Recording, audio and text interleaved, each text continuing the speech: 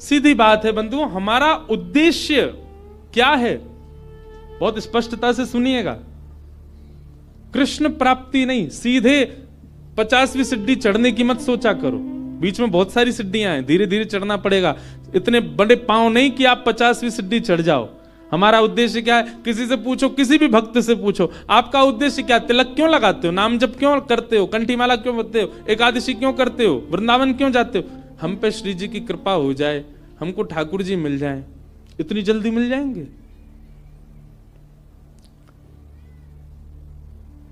जैसे आप किसी मार्ग पर जाते हैं, जैसे मान लीजिए कि आप ऋषिकेश में बैठे हैं, तो निश्चित है कि बद्रीनाथ ही आते हैं बार बार।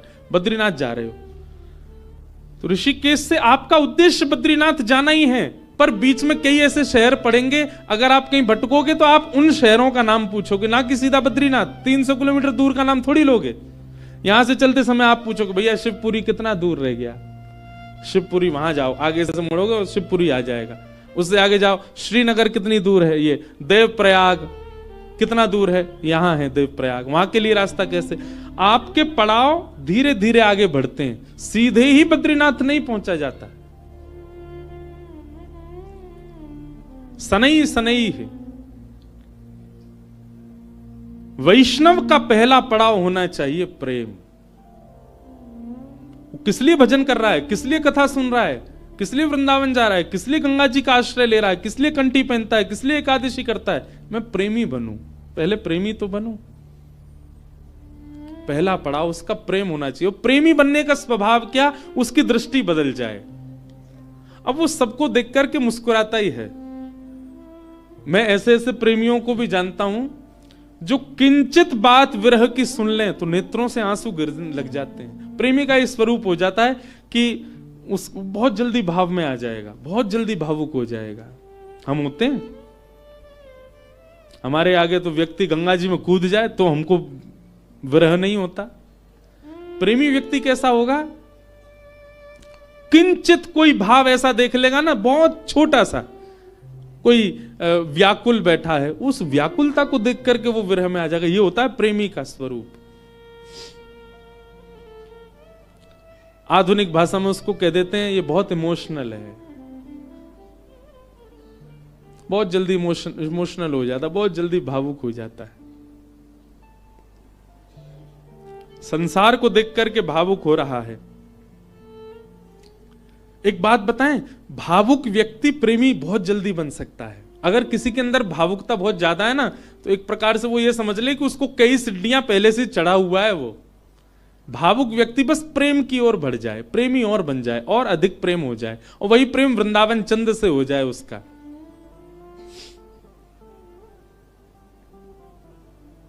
हम कई जगह कथा करने जाते हैं, तो कथा करके जब निकलने लगते हैं ना वापस, 7 दिन पूरे होने के बाद, बहुत लोग भावुक हो जाते हैं। जिनके यहां रुकने का प्रसंग होता है वो लोग भावुक। एक जगह तो बहुत ही भयानक स्थिति हुई, मैं ही घबरा गया।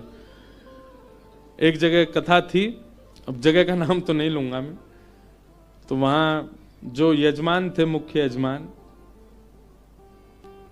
वो इतने भावुक, इतने भावुक, पहले दिन से ही रोने लग गए। मैंने क्यों, क्या हो गया? बोले अब 6 दिन रह गए, आप 6 दिन रहोगे बस, लाल जी के केवल 6 दिन दर्शन होंगे।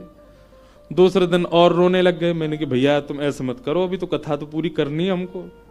चौथे दिन सब का नाच रहे थे, नंद घन आनंद भयो, जो वो कोने में खड़े होकर रो रहे। बोले क्यों, क्या हो गया? 3 ही दिन रह गए अब बस।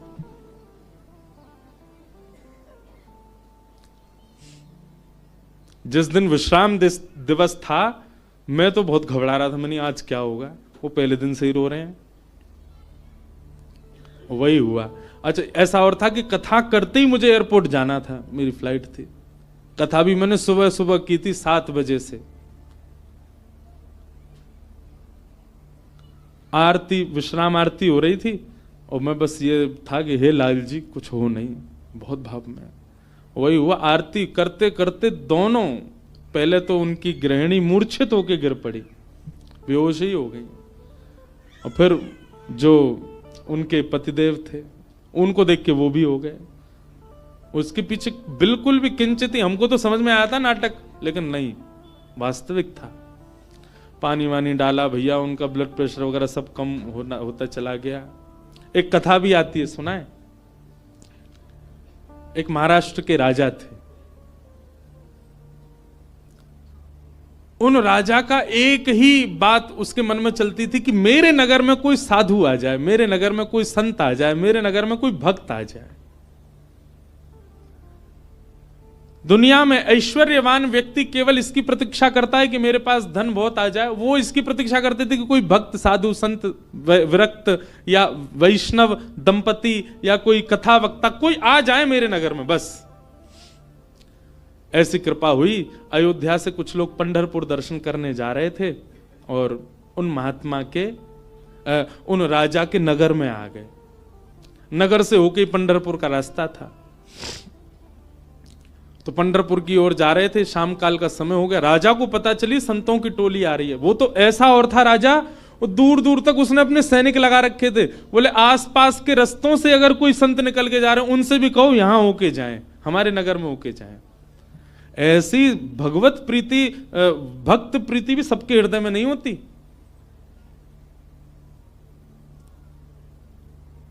ये बात बंधुओं लिख लीजिएगा, जिस दिन हरिप्रिय आपको प्रिय लगने लग जाए, समझ जाना आप हरि के प्रिय होते जा रहे हो।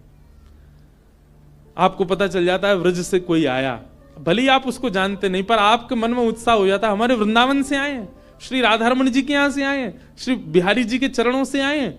भले ही आपका परिचय नहीं, फिर भी आप ब्रज से आए जान करके उनको प्रणाम करने जाओ। ऐसी प्रीति अगर आपके चित्त में है, आप प्रेम की अवस्था में आ चुके हो। हरि से ज्यादा हरिजनों से प्रीति हो तो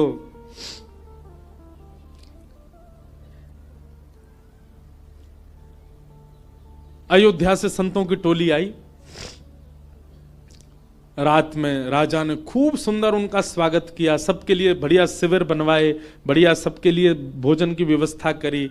सब साधु महात्मा बड़े प्रसन्न हो गए। बोले वाह भैया राजा, तेने तो हमारा दिल जीत लिया, क्या सुंदर व्यवस्था की। सब संतों के सबके चरण धोए, सबको माला पहनाई, प्रसाद पवाया, सोने की उत्तम व्यवस्था। और राजा रात में सोने अपने महल में नहीं गया, वहीं बैठा शिविर के बाहर ही पूरे परिवार सहित, कि कोई संत कोई आज्ञा कर दें सेवा के लिए, हम उनकी सेवा करें। संतों ने दूसरे दिन उठ करके राजा से कहा, देखो हम तुम्हारी सेवा से इतने प्रसन्न है कि हम सबके मन में आया कि हम कम से कम 5 दिन तो यहां रुकें। राजा रोने लगा, बोले महाराज मेरे ऊपर बड़ी कृपा, आप रुकिए। 5 दिन पूर्ण हुए। सब संत बोले भैया हमको पंढरपुर जाना है, अब आप हमको आज्ञा दो। राजा बोला भगवान मैं अपनी एक बात निवेदित करूं। बोले क्या? 5 दिन बाद रामनवमी है, श्री राम जी का अद्भुत उत्सव है, आप लोग सब यहीं रुक जाएं, 5 दिन और रामनवमी करके चले जाएं।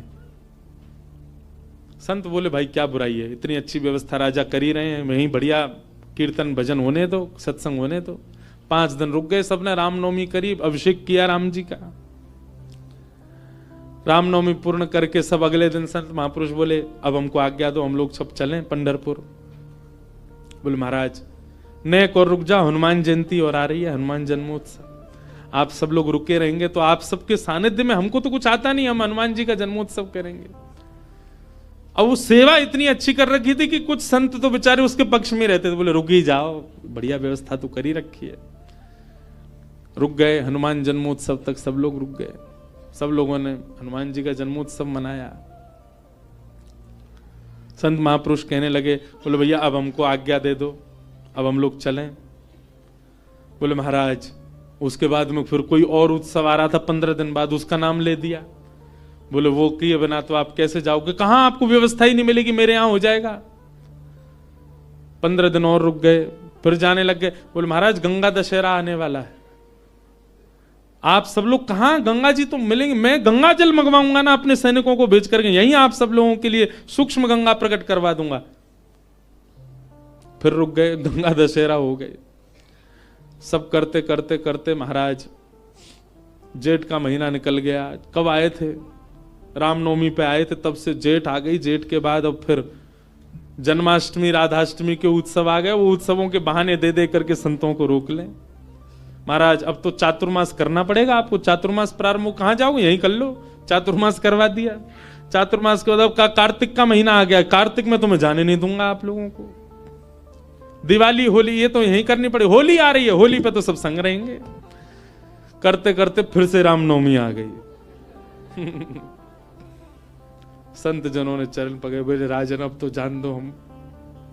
संत तो राजा बोले एक काम करो, क्या बाल भोग करके चले जाओ, कुछ नहीं तो सुबह का बाल भोग तो ले लीजिए। बोले ठीक है। अब बाल भोग भाग पा करके तैयार हुए ही थे, बोले बाल भोग पा लिया सब। बोले देखे ना कढ़ाई चढ़ गई है, राजभोग बनना है, राजभोग तो पा जाओ। संत बोले जे नहीं हिलने देगा हमको। बोले देखो ये सब अनादर हो जाएगा, इतनी पूड़ी कचौड़ी सब्जी बन रही है, इनको तो पा जाओ। यहां राजभोग पाने लगे, एक संत ने घूम के देखा तो वहां रात के ब्यारू भोग भी बनने शुरू हो गए थे। बोले ब्यारू करके जाने देगा। अंत तो गत्वा उस राजा की स्थिति ऐसी हो गई, जब संत लोग हट में आ गए कि नहीं हम तो जाएंगे, राजा के यहां से उस क्षेत्र से जैसे ही बाहर निकले, तब तक तो राजा रो रहा था, संतों के जाते ही राजा अचेत हो गया, प्राण निकल गए उसके। मैं संतों के बगैर कैसे रहूं? हम इस स्थिति में हम तो कभी आ ही नहीं सकते। खैर सुन लीजिए बस, हमारे यहां तो 4 दिन रुक जाए तो कब जाएंगे ये बला, बैठ गए हमारे घर में आके। सब तरीके के लोग होते हैं। अब तो लोग हमको बहुत प्रेम करने लग गए, जब हमको कोई जानता नहीं था तब हमने भी ऐसे घरों में रुके हैं। पर सत्य बात है बंधुओं, ठाकुर जी से प्रेम तो सबको हो जाता है, पर हरिजनों से जिसको प्रेम हो जाए, समझ जाओ कि उसको ठाकुर जी से वो अब प्रेम की अवस्था में आ चुका है। जिसको हरिजन प्रिय लगने लग जाए, हरि के जन प्रिय लगने लग जाए। आप लोग किया करो, कभी एयरपोर्ट, रेलवे स्टेशन, कभी अनजान स्थान पर कोई तिलक मात्र लगाया घूम रहा हो, उसको भी जय सिया राम, जय श्री कृष्ण। सामने वाला प्रत्युत्तर में अगर ये पूछ ले भैया कौन, कुछ नहीं आपके माथे पे हमने तिलक देखा, कंठ में हमने तुलसी जी देखी तो हमको लगा कि आप वैष्णव हो इसलिए हमने प्रणाम किया। ऐसा स्वभाव। तो प्रथम गंतव्य ठाकुर जी नहीं होने चाहिए, पहला गंतव्य प्रेम होना चाहिए। हमारे भजन का, हमारे साधन का, हमारी कथा का, हमारे नियमों का, सबका प्रथम पहले किसको प्राप्त करना है कि पहले हम प्रेमी बने। पहले ठाकुर जी नहीं, पहले ठाकुर जी के लायक बनो, और फिर जब लायक बन जाओगे, ठाकुर जी को कभी अपने केंद्र बिंदु में मत रखो। एक बात बहुत ध्यान से सुनो, किसी को पाने के लिए आप मत तड़पो, स्वयं को ऐसा बनाओ कि सामने वाला आपको पाने के लिए तड़पे, सामने वाला आपको पाना चाहे।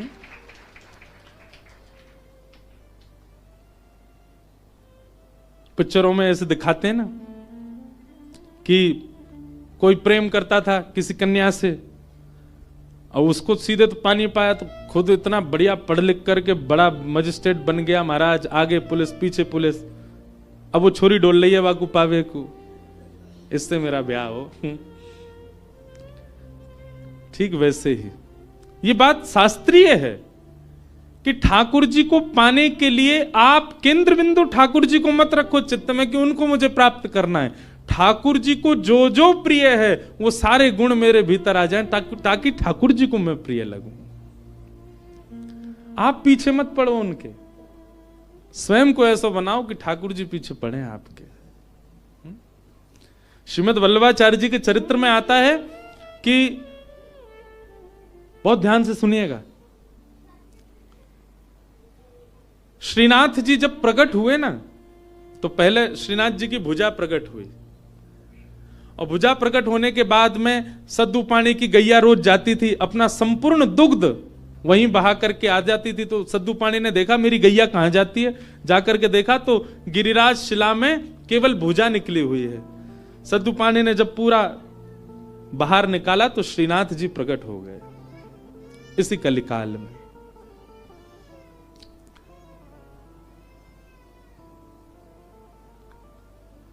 तो सद्दू पानी ने ठाकुर जी से प्रार्थना की कि ठाकुर जी आपके लिए क्या लाऊं मैं, आप क्या पाएंगे, क्या व्यंजन लेंगे, क्या भोग प्रसाद लेंगे, आप विश्वास मानेंगे?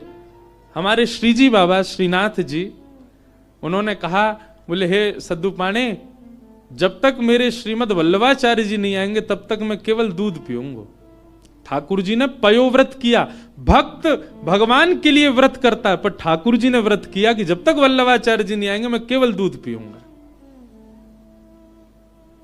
श्रीनाथ जी जो आजकल उदयपुर के पास नाथद्वार में विराज रहे हैं, जब ये गिरिराज जी में प्रकट हुए तब की लीला है। इस बार हमारे लाल जी का उत्सव नाथद्वारा में ही है, श्रीनाथ जी में, 11 से 17 जनवरी।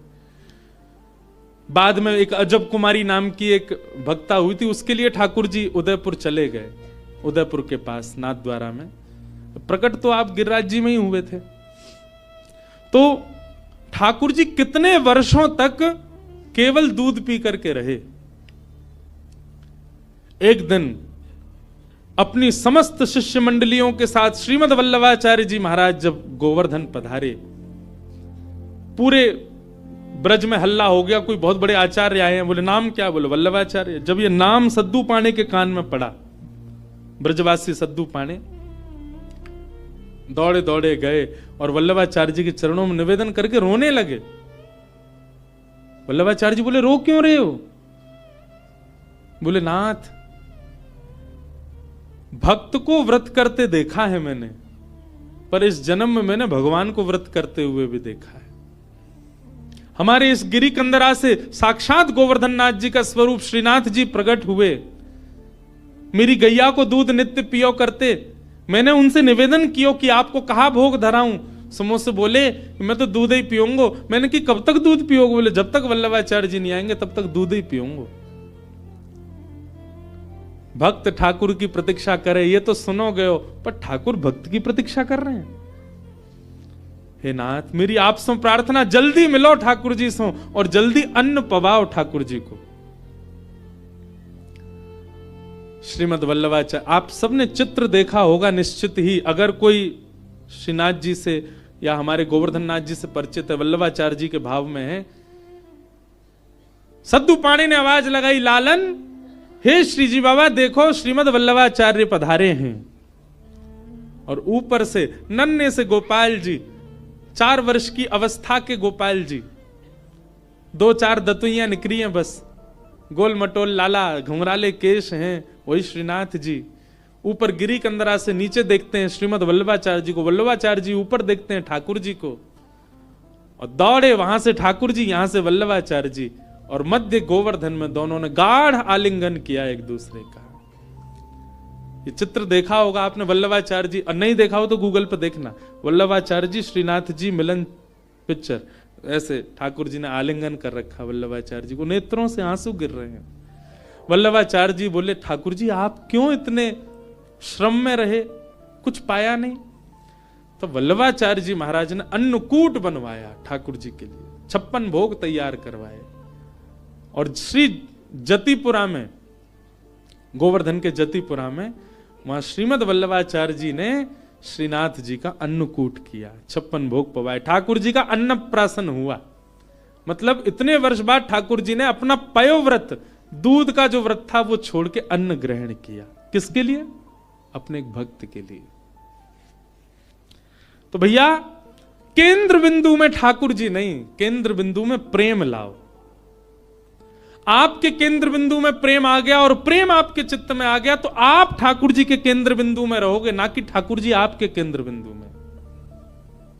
स्वयं को निर्माण ऐसो करो, कथा सुन के, संत संग करके, सत्संग करके, वैष्णव संग करके, भजन करके, कीर्तन करके, कि ठाकुर जी आपकी प्राप्ति के लिए विचरण कर रहे हैं, कि जे मोह को मिले कैसे भी।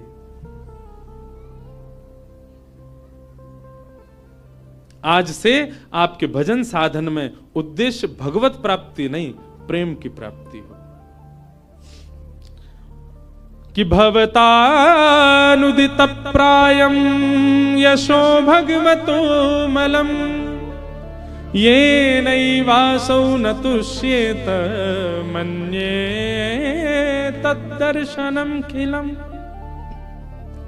नारद जी महाराज वेद व्यास जी से कहते हैं, व्यास जी आपने भागवत जी की रचना की, उसमें ज्ञान, उसमें वैराग्य, उसमें सब कुछ आपने प्रस्तुत किया, पर आपने प्रेम को नहीं प्रस्तुत किया, इसलिए आपका हृदय अशांत है। आपके ग्रंथों को, पुराणों को सुनकर के व्यक्ति धार्मिक बन जाएगा, व्यक्ति वैरागी बन जाएगा, पर आपके ग्रंथों को पढ़ के व्यक्ति प्रेमी नहीं बन पाएगा। इसीलिए आपका हृदय अशांत है, आपको कहीं ना कहीं अपूर्णता लगती है अपनी क्रिया में। इसलिए मेरी प्रार्थना कि अब आप ठाकुर जी के प्रेम स्वभाव का वर्णन करो, जिससे पढ़ने वाला व्यक्ति प्रेमी बन सके। वेद व्यास जी महाराज ने निवेदन किया, उसके लिए मुझे क्या करना पड़ेगा? बोले समाधि लगा करके भगवान के प्रेम स्वरूप का चिंतन करो।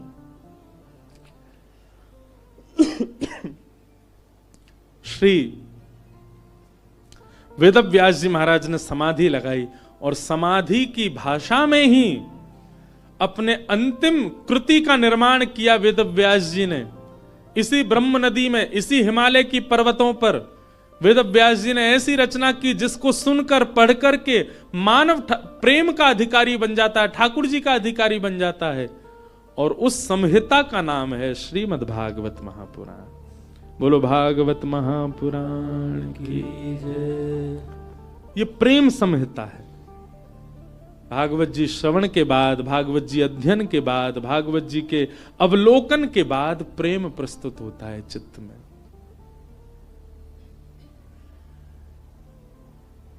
प्रेम। वेद व्यास जी महाराज ने उस प्रेम का भाव लिखा, वही भागवत है। बंधुओं, आपको अगर अपनी कृति से, कई लोगों को अपने जीवन से भी बहुत अपूर्णता का अनुभव होता है। हम आपको एक बात बता रहे हैं, बहुत सावधानी से सुनो। अपने कर्म से, अपने जीवन से, अपने संबंध से कई लोगों का मन बहुत जल्दी उचट जाता है। कई लोगों को अपना जीवन भी अच्छा नहीं लगता। क्यों? केवल प्रेम नहीं है आपके जीवन में। आप भागवत जी का आश्रय लीजिए और भागवत जी का आश्रय लेकर के आप प्रेम जीवन में ले आइए, आपको सब कुछ अच्छा लगने लगेगा। एक बात बता रहे हैं, प्रेमी व्यक्ति का स्वभाव ऐसा हो जाता है कि वो अव्यवस्था में भी प्रसन्न रहने लगता है। अप्रेमी व्यक्ति का स्वभाव कैसा होता है? वो कहीं भी जाएगा ना, नाक मुंह मोड़ता ही रहेगा। यहां तो ये है, यहां तो ऐसा है, यहां मैं कैसे बैठ जाऊं, ये मैं कैसे खा लूं, यहां मैं कैसे बैठ सकता हूं, यहां मैं कैसे नहा सकता हूं, यहां मैं कैसे रह सकता हूं, इस व्यक्ति के साथ मैं कैसे जी पाऊंगा, इस माहौल में मैं कैसे रह पाऊंगा। ये सब जगह जो अपने आप को अपरिपूर्ण माने, समझ जाना अप्रेमी व्यक्ति है। पर प्रेमी कैसा होता है? वो जहां बैठ जाता है ना, वो स्थान ही अच्छा लगने लग जाता है। कई बार आपने कुछ ऐसे स्थान देखे होंगे, उन स्थानों पर कभी आपकी नजर ही नहीं पड़ी होगी, या उस स्थान को देख करके आपने सोचा होगा ये तो सामान्य सी जगह है, ये कौन सी बड़ी बात है। पर उसी स्थान पर कोई भगवत प्रेमी जाकर के बैठ जाता है तो उस स्थान की रौनक ही बदल जाती है, उस स्थान का माहौल ही बदल जाता है।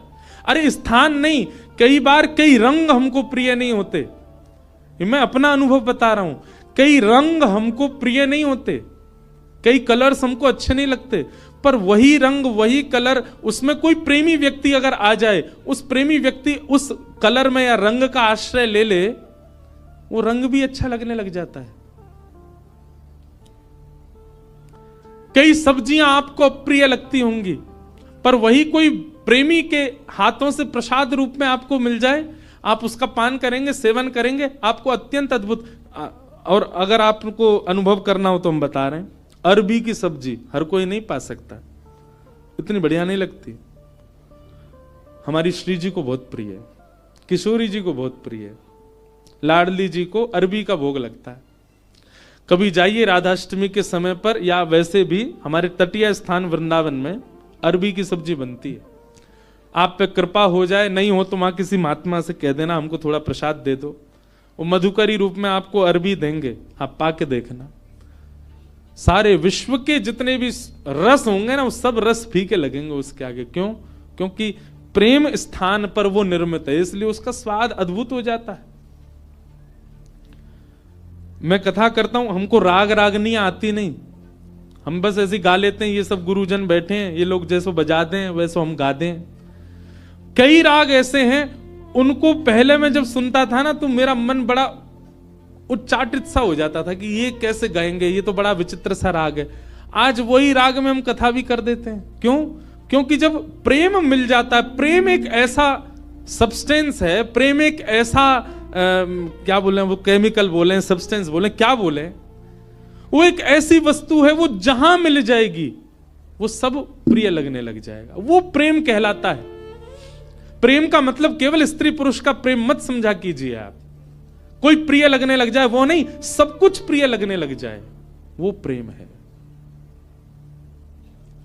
वास्तविक प्रेमी आप अपने आप को ऐसे नहीं मान सकते, उसके लिए नस काट रहे घूम रहे हैं, हॉस्पिटल में भर्ती है गए, वो क्या बता रहे हैं, बोले भाई टैग लग गया इसके ऊपर, काहे का, बोले प्रेमी है। आप इस प्रकार प्रेम की अवहेलना मत करो, प्रेम की निंदा मत करो।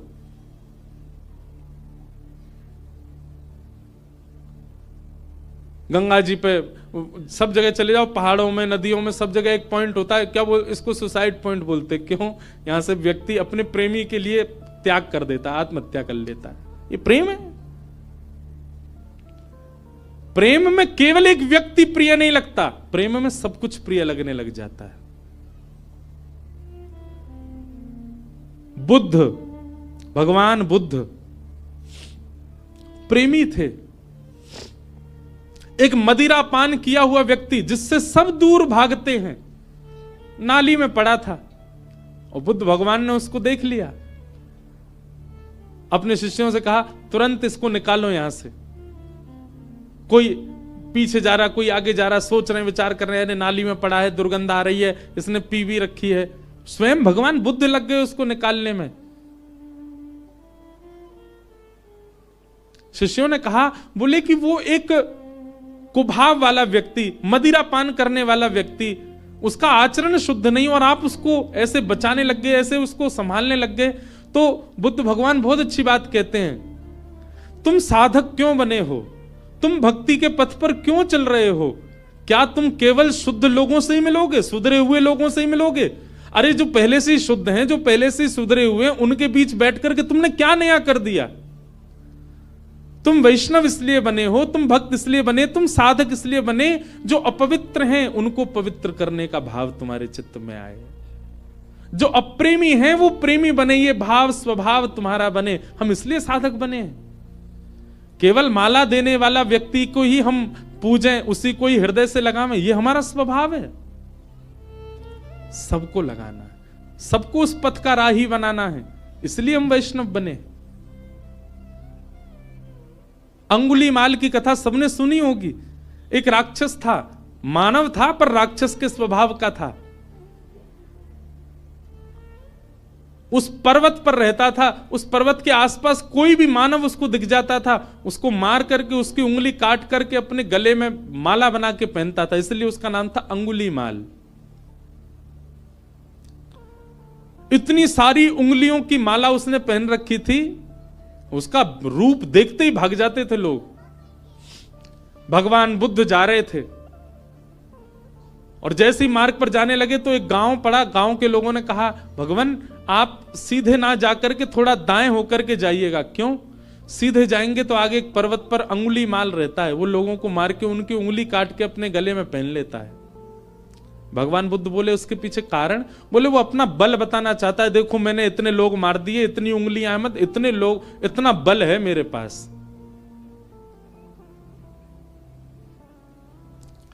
भगवान बुद्ध कहते हैं भय का बल नहीं होता, प्रेम का बल होता है।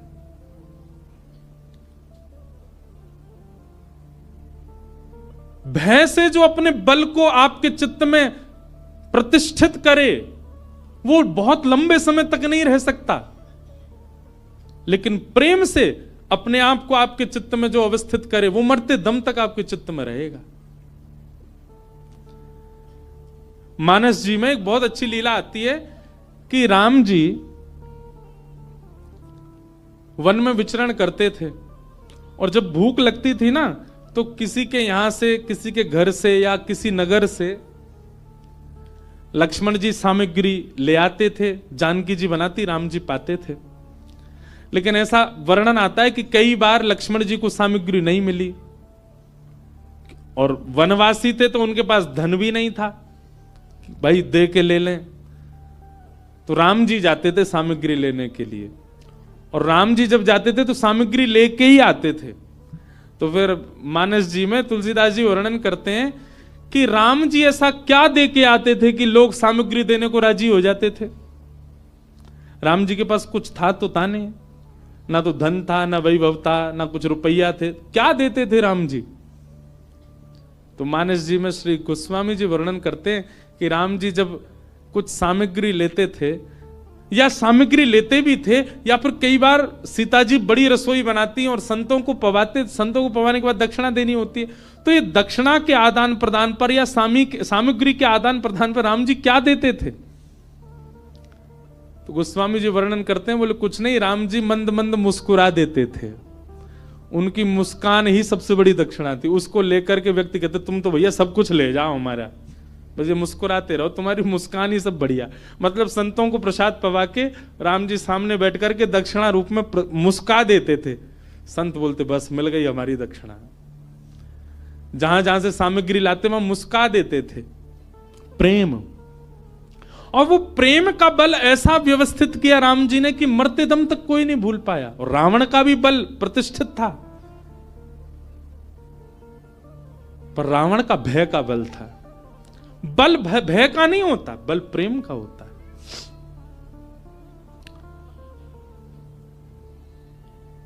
बुद्ध भगवान चले गए उसी मार्ग पर जहां अंगुलीमाल था।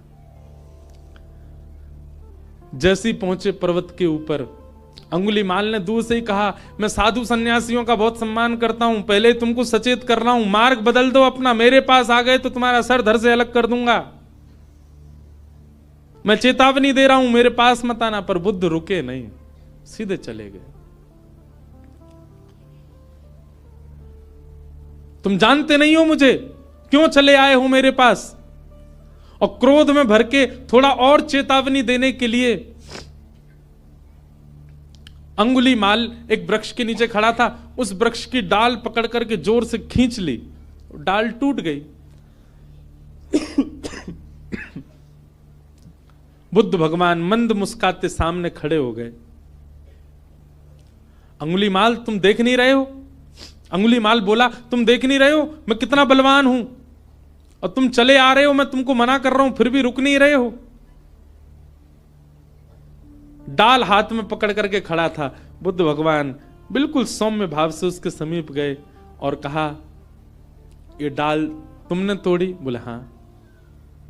अब इसको जोड़ दो, जहां से तोड़ी है इसको वहां लगा दो पुनः।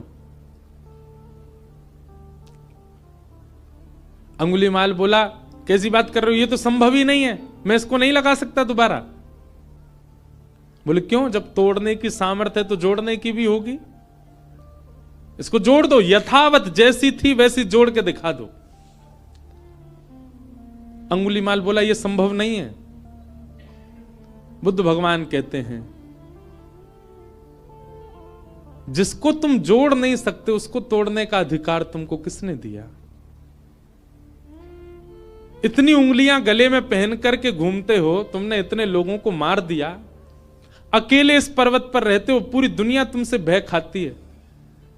सोचो, विचार करो अंगुलीमाल, जितनी उंगलियां तुमने गले में पहनी हैं, प्रेम से यदि इतने लोगों को अपने संग में रखते, पूरी दुनिया पूजती आज तुमको। अपने प्रेम स्वभाव से इतने लोगों का संग पाते तो तुम ज्यादा बलवान होते, लेकिन तुमने उनको मार दिया, उनकी उंगलियां डोल रहे हो लेके गले में। अगर इतने लोग तुमने जोड़े होते खुद से तो तुम श्रेष्ठ माने जाते। और इतना कहकर के बुद्ध चले गए। अपनी कुटिया पर जाकर के रुके, पीछे देखा ही नहीं। कुटिया पर जाकर के जब पीछे देखा, अंगुलीमाल चरणों में गिर गया। बुद्धम शरणम गच्छामि, मुझे क्षमा कर दो भगवान, और सदा के लिए उनके हो गए। यह है प्रेम। प्रेमी जब व्यक्ति होता है वो सबको प्रेमी बनाता चलता। जैसे किसी के अंदर कोई इत्र लगाए घूमे, जहां से निकल जाए सब जगह सुगंधित होती चली जाती है, वैसे ही भक्ति साधना से व्यक्ति जब प्रेमी बन जाता है, वो जहां जाता है, जिस स्थान पर जाता है, जितने लोगों से मिलता है, उनको भी प्रेमी बना देता है, उनको भी प्रिय बना देता है, उनको भी भक्त बना देता है, उनको भी साधक बना देता है। प्रेम। और श्रीमद् भागवत प्रेम प्रस्थापित करती हैं श्रोताओं के चित्त में।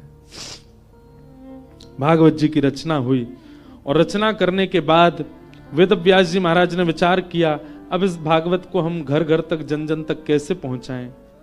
तब वेद व्यास जी महाराज ने अपने पुत्र सुखदेव जी का आवाहन किया कि यम प्रव्रजन्तमनुपेतमपेत कृत्यम द्वैपायनो विरह कातरया जुहाव पुत्रेति तन्मयतया तर्वोऽभिनेदु तम सर्वभूत हृदयं मुनिमानतोऽस्मि। श्री सुखदेव जी महाराज आए। वेद व्यास जी के पुत्र हैं सुखदेव, लेकिन जन्म लेते ही आप ब्रह्म के ध्यान में चले गए थे। लेकिन श्री व्यास जी ने भागवत के श्लोक जब इनको सुनाए तो ब्रह्म ध्यान छोड़कर के भागवत जी की सन्निधि में आ गए और कहा, मैं तो निर्गुण निराकार ब्रह्म की उपासना कर रहा था, पर मुझे अब सगुण साकार में मन लग गया है, मुझे इन्हीं की आराधना करनी है। व्यास जी ने भागवत जी का अध्ययन सुखदेव जी को कराया और श्री शुकाचार्य जी ने वही भागवत की कथा राजा परीक्षित को सुनाई। पूछा गया, राजा परीक्षित कौन है? राजा परीक्षित के विषय में हमको थोड़ा बताओ। इनको 7 दिन में मरने का श्राप क्यों लगा, इनके बारे में थोड़ी हमें जानकारी दो। तब राजा परीक्षित के विषय को बताने के लिए यहां से महाभारत का थोड़ा प्रारंभ किया। यदा मृधे कौरव संजयानाम वीरेस्वथो वीर गतिम गतेषु व्रकोदरा विग्ध गदा विमर्श भृगनोरुदंडे धृतराष्ट्र पुत्रे। श्री परीक्षित जी महाराज का चरित्र और उनको 7 दिन में श्राप क्यों लगा, ये सब विषय सुनाए गए। अब इस विषय में अगर प्रवेश करें तो पूरा महाभारत का प्रसंग कहना पड़े, इसलिए कल बंधुओं ठाकुर जी का जन्मोत्सव है कथा में, क्योंकि कल चतुर्थ दिवस है। कल गंगा के तट पे आनंद उत्सव होगा, खूब आनंद से हम लोग नाचेंगे गाएंगे, जन्मोत्सव मनाएंगे श्री ठाकुर जी का। यमुना तट पे तो मनते ही रहते हैं ठाकुर जी के उत्सव, कल गंगा के तट पे होगा। आप सब लोग समय से पधारिएगा। आज श्री गिरधर लाल जी के दर्शन का समय तो है, पर हम आप सबकी संख्या देख के डर रहे हैं, क्योंकि जहां हम रुके हैं वो स्थान तो बहुत छोटा है। तो जो लोग यहां रुके ही रहे हैं अभी 6-7 दिन, वो लोग तो कल भी आ सकते हैं, परसों भी आ सकते हैं। रोज मिलेंगे ठाकुर जी 1:30 से 2:30 बजे तक गंगा दर्शन राम झूला के पास, इधर स्वर्ग आश्रम में। और जो लोग दूर दूर से आए बस वही आ जाना दर्शन करने। बाकी के जो लोग यहीं डटे हुए हैं उनके लिए तो लाल जी यहीं हैं। उनके लिए हम एक शाम का भी समय कल बता देंगे, वो लोग शाम को भी आ सकते हैं। इतनी संख्या में लोग आ जाएंगे तो फिर वो लाल जी हमारे डर नहीं जाएं, गंगा जी में गिरगिरा जाओगे, क्योंकि बगल में ही गंगा जी हैं। तो आप सब लोग बड़े भाव से पधारो। कल ठाकुर जी का जन्मोत्सव हम लोग कथा में मनाएंगे। पीले पीले वस्त्र पहन करके आना, आभूषण ज्यादा पहन के मत आना, अपना ध्यान रखना, क्योंकि चोराग्रगण्य श्री कृष्ण की कथा है तो निश्चित है उनके 2-4 दूत तो कथा में आते ही होंगे जो आपके आभूषण हरण ना कर ले जाएं, इसलिए बहुत ध्यान रखना। श्यामा हृदय कमल सो प्रगट्यो, श्यामा हृदय कमल सो प्रगट्यो, श्यामा हृदय कमल सो प्रगट्यो, श्यामा हृदय कमल सो प्रगट्यो, और श्याम हृदय तू भाई, वृंदावन प्यारो वृंदावन, हे श्री वृंदावन मेरो वृंदावन। आज ये पद पूरा गाएंगे, जिनको याद हो संग गाइए। और सुनो भैया, जो लोग भी लाल जी के दर्शन करवे जामे, उनसे हमारी प्रार्थना, तुमको अपनी खुद की सौगंध है, हमारे लाल जी से कुछ संसार मत मांगियो, लाल जी से केवल एक ही बात मांगियो, हे लाल जी आप सदा प्रसन्न रहो, आप सदा आनंद में रहो, हम अपने कर्म भोग लेंगे, आप हमको कुछ मत दो। कुछ मांगना नहीं ठाकुर जी से, ठाकुर जी से केवल उनकी प्रसन्नता मांगिएगा। हे सब सुख सागर रूप उजागर, रहे वृंदावन धाम, सब सुख सागर रूप उजागर, रहे वृंदावन धाम। हे सब सुख सागर रूप उजागर, रहे वृंदावन धाम, सब सुख सागर रूप उजागर, रहे वृंदावन धाम। ओ रूप गोस्वामी प्रगट कियो जहाँ, रूप गोस्वामी प्रगट कियो श्री रूप गोस्वामी प्रगट कियो जहाँ, रूप गोस्वामी प्रगट कियो राधा गोविंद रूप निधान, वृंदावन प्यारो वृंदावन। देखो इतनी संख्या में लोग हो, फिर भी स्वर नहीं निकल रहा आप लोगों का। अरे भाव से गाओ, उच्च स्वर में गाओ, वृंदावन मेरो वृंदावन,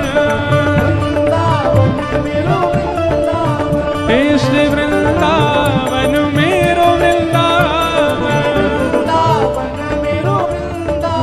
रूप गोस्वामी प्रगट कियो जहाँ, रूप गोस्वामी प्रगट कियो राधा गोविंद रूप निधान, वृंदावन प्यारो वृंदावन,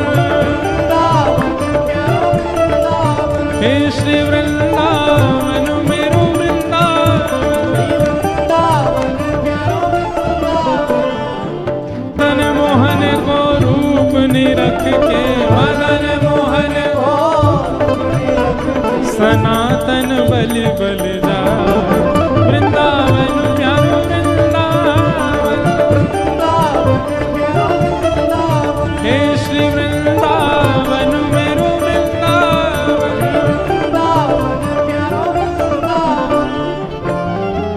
गोपी ग्वाल सब ही और धारे, प्यारो गोपी नाम, गोपी ग्वाल सब ही और धारे, प्यारो गोपी नाथ। हाँ प्यारो प्यारो गोपीनाथ, प्यारो प्यारो गोपी नाथ। हे मधु पंडित जिन कंठ लगायो, मधु पंडित जिन कंठ लगायो, श्री मधु पंडित जिन कंठ लगायो, मधु पंडित जिन कंठ लगायो। ओ जहाँ है रही जय जयकार, वृंदावन मेरो वृंदावन, वृंदावन मेरो वृंदावन, हे श्री वृंदावन प्यारो वृंदावन।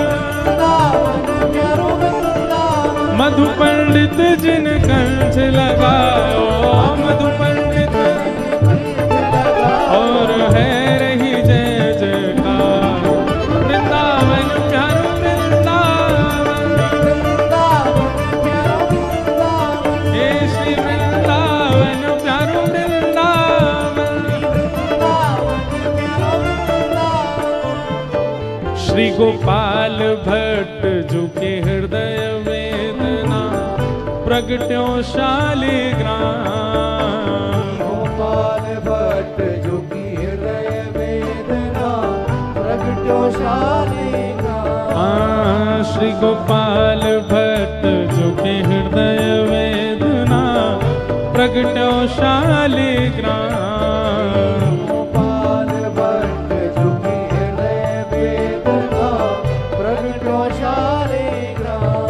हे रूप सुधा को खान हमारो, रूप सुधा को खान हमारो, रूप सुधा को खान हमारो, सुधा को खान हमारो। श्री वृंदावन में सबते प्यारो, वृंदावन में सबसे प्यारो। हे श्री राधा रमण जुलाल, वृंदावन मेरो वृंदावन, वृंदावन प्यारो वृंदावन। हे श्री वृंदावन मेरो वृंदावन। वृंदावन मेरो वृंदावन। रूप सुधा को खान हमारो, सुधा को खान हमारो। श्री वृंदावन में सबते न्यारो, वृंदावन में सबसे न्यारो। श्री राधा रमण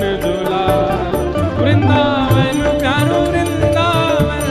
वृंदावन प्यारो वृंदावन। हे श्री वृंदावन मेरो वृंदावन। वृंदावन मेरो वृंदावन। जय जय राधा रमण मेरो राधा रमण, राधा रमण मेरो राधा रमण। ओ मेरो राधा रमण प्यारो राधा रमण, मेरो राधा रमण प्यारो राधा रमण। ओ मेरो राधा रमण प्यारो राधा रमण, राधा रमण प्यारो राधा रमण। ओ मेरो राधा रमण प्यारो राधा, मेरो राधा रमण प्यारो राधा रमण। आतुर हित हरिवंश पुकारो, श्री राधा राधा नाम। आतुर हित हरिवंश पुकारो राधा राधा। अभी यहाँ कथा 12 को विश्राम करके श्री वृंदावन के मदन टेर में 14 तारीख को सुबह 9 बजे से श्री हितरवंश महाप्रभु का चरित्र हम एक दिन सुनाएंगे। जो लोग भी वृंदावन पहुंच रहे हो 14 तारीख को मदन टेर आना, जहां श्री राधा वल्लभ जी पहली बार विराजे वृंदावन आकर के। मदन टेर यमुना तट आयो, मदन टेर यमुना तट आयो। सघन कुंज वृंदावन आयो। सघन कुंज वृंदावन आयो। हे मदन टेर यमुना तट आयो, मदन टेर यमुना तट आयो। हाँ सघन कुंज वृंदावन आयो। सघन कुंज भुजा उठा के वृंदावन आयो। ओ प्यारो राधा वल्लभ लाल, वृंदावन मेरो वृंदावन। वृंदावन मेरो वृंदावन। हे श्री वृंदावन मेरो वृंदावन। वृंदावन मेरो वृंदावन। सघन कुंज यमुना तट आयो, सघन कुंज यमुना तट आयो। हाँ मदन टेर वृंदावन आयो, मदन टेर वृंदावन आयो। ओ प्यारो राधा वल्लभ लाल, वृंदावन मेरो वृंदावन। वृंदावन मेरो वृंदावन। हे श्री वृंदावन प्यारो वृंदावन। श्री वृंदावन प्यारो वृंदावन। जुगल किशोर को लाड़ लड़ायो, नवल कुंज ही अमान। जुगल किशोर को लाड़ लड़ायो। नवल कुंज ही मान। हे कुंजन कुंजन की रज धारे, कुंजन कुंजन की रज धारे। कुंजन कुंजन की रज धारे। कुंजन कुंजन की रज धारे। ओ हरि व्यास युगल यशोदा, वृंदावन मेरो वृंदावन। वृंदावन मेरो वृंदावन। हे श्री वृंदावन प्यारो वृंदावन। वृंदावन प्यारो वृंदावन। देखो वैसे तो अधिकतर सबको पता है कि हम लोग क्या गा रहे हैं, वृंदावन के 7 निधियों को प्रणाम कर रहे हैं, वैसे सबको पता है। जिनको नहीं पता हम उनको बता रहे हैं। हमारे वृंदावन के प्रथम ठाकुर कौन हैं? बोलो, श्री गोविंद देव। वृंदावन के दूसरे ठाकुर श्री मदन मोहन, तीसरे ठाकुर श्री गोपीनाथ, चौथे ठाकुर श्री राधा रमण, पांचवें ठाकुर श्री राधा वल्लभ और छठवें ठाकुर जिनको अभी हम गा रहे हैं श्री जुगल किशोर और सातवें ठाकुर श्री कुंज बिहारी लाल। तो इन सातों को हम प्रणाम कर, जिनको नहीं पता हम उनको बता रहे हैं। अभी जुगल किशोर जी को प्रणाम कर रहे हैं। कुंज निकुंजन की रज धारे, कुंज निकुंजन की रज धारे, हरि व्यास युगल यश गाए, वृंदावन मेरो वृंदावन, हे श्री वृंदावन प्यारो वृंदावन।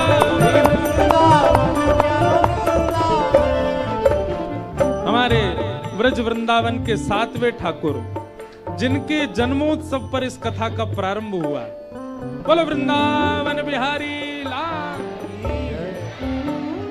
भुवन चतुर्दश की सुंदरता, निधिवन करत बिहार, भुवन चतुर्दश की सुंदरता, निधिवन करत बिहार। हे भुवन चतुर्दश की सुंदरता, निधिवन करत बिहार, चतुर्दश की सुंदरता, निधिवन करत बिहार। हे श्यामा प्यारी कुंज बिहारी, श्यामा प्यारी कुंज बिहारी, श्यामा प्यारी बांके बिहारी, श्यामा प्यारी बांके बिहारी। और जय जय श्री हरिदास, वृंदावन मेरो वृंदावन, वृंदावन मेरो वृंदावन, हे श्री वृंदावन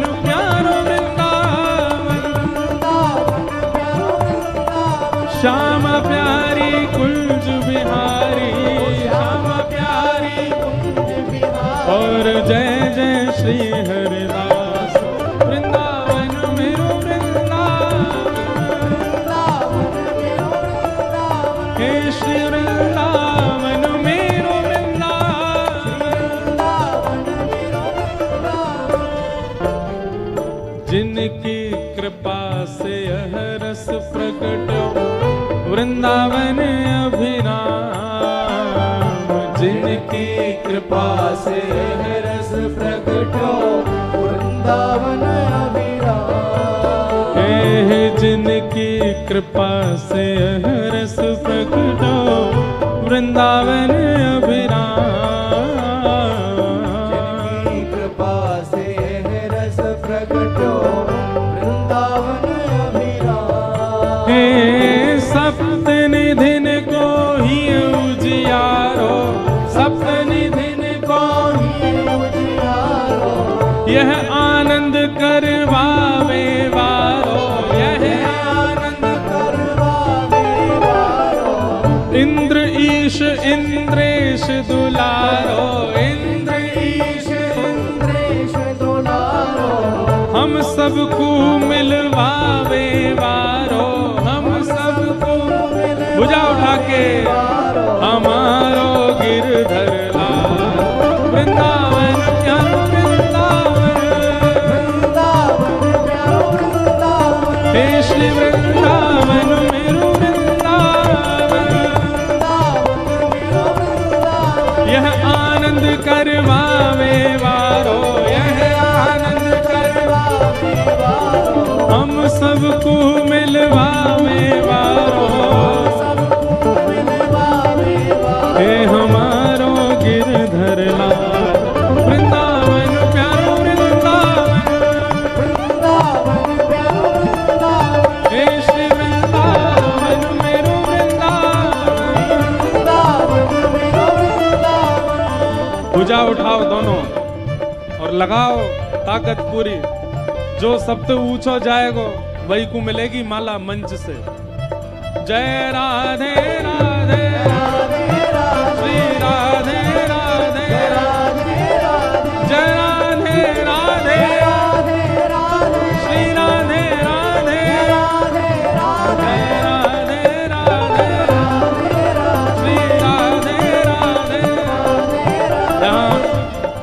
सबसे पीछे लाला, वो लगे लंबो ही दिखे। हाँ आ जाओ, आपके बगल वाले, हाँ आप आओ, जो उछले थे अभी लास्ट में, नहीं वो पीछे आ रहे हैं। हाँ इनको आने दो, ये पीछे जो आ रहे हैं पतले से, हाँ इन्हीं को बुला। जय, और ये लाली छोटी वाली, आओ।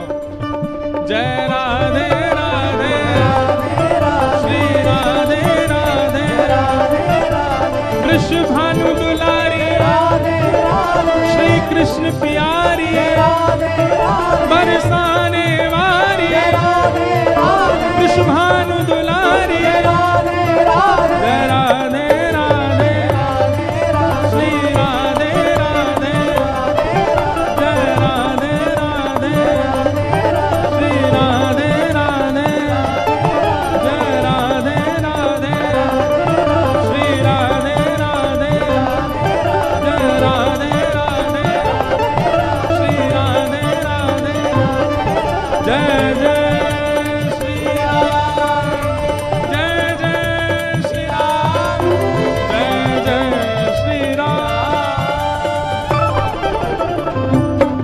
वृंदावन बिहारी लाल की।